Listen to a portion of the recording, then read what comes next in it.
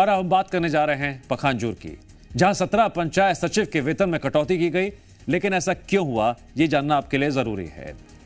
इलाका आगे हम बात करें तो कोयली बेड़ा के मुख्य कार्यपालन अधिकारी की आयोजित समीक्षा बैठक में बिना बनाए अनुपस्थित रहने और काम में लापरवाही बरतने वाले 17 पंचायत सचिवों का एक दिन का वेतन काटा गया।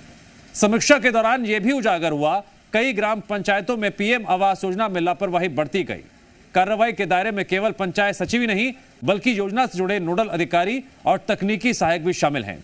अधिकारियों और कर्मचारियों पर अनुशासनात्मक कार्रवाई पर यह स्पष्ट संदेश दिया गया, अब किसी भी स्तर पर ढिलाई बर्दाश्त नहीं की जाएगी।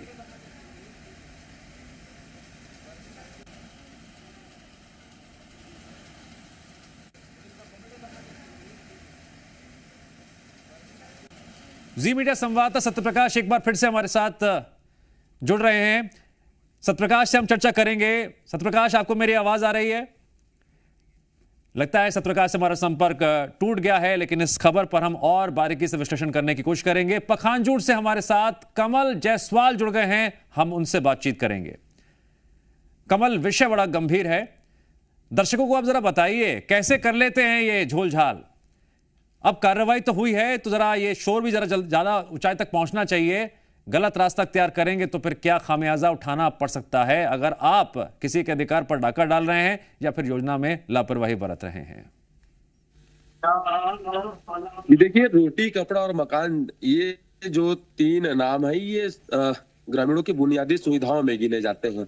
और सरकार भी जो है हर ग्रामीण, गरीब ग्रामीणों को, पात्र ग्रामीणों को, हितग्राहियों को जो है उनके सिर पर एक पक्का मकान हो, छत हो, ताकि तमाम परेशानियों से, बारिश से, उन तमाम चीजों से उन्हें राहत मिल सके। इस उद्देश्य से, बहुउद्देश्य से पक्के मकान जो है स्वीकृति करा रही है। लेकिन जमीनी स्तर पर इसे जो जिम्मेदार लोग हैं पलीता लगाने में जुटे हुए हैं।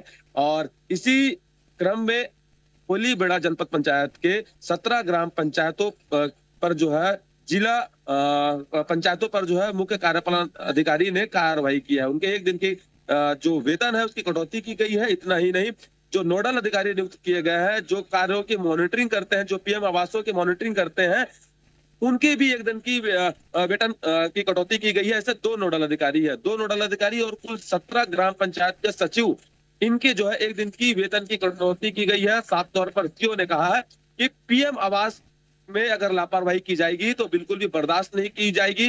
उन्होंने साफ तौर पर निर्देश भी दिया है कि सेवा समाप्ति जैसे कार्रवाई भी की जाएगी। तो जो सख्ती भरा जो निर्देश है, इससे साफ तौर पर कहा जा सकता है कि जो पीएम आवास से जुड़े जो लापरवाही है वो बिल्कुल भी अब जो प्रशासन बर्दाश्त नहीं करेगी। और बिल्कुल साफ तौर पर समझा जा सकता है कि जो सरकार की उद्देश्य है ताकि ग्रामीणों को पीएम आवास का लाभ मिल सके, इस और जो है सरकार की और प्रशासन की एक बहुत बड़ी और अहम कार्रवाई देखी जा रही है। लेकिन देखने वाली बात होगी कि इस कार्रवाई के बाद क्या जमीनी स्तर पर जो नोडल अधिकारी है, जो सचिव है, वे किस तरीके से, किस गति से काम करते हैं, या फिर इसी तरीके से लापरवाहियों का जो आलम है बरकरार रहता है।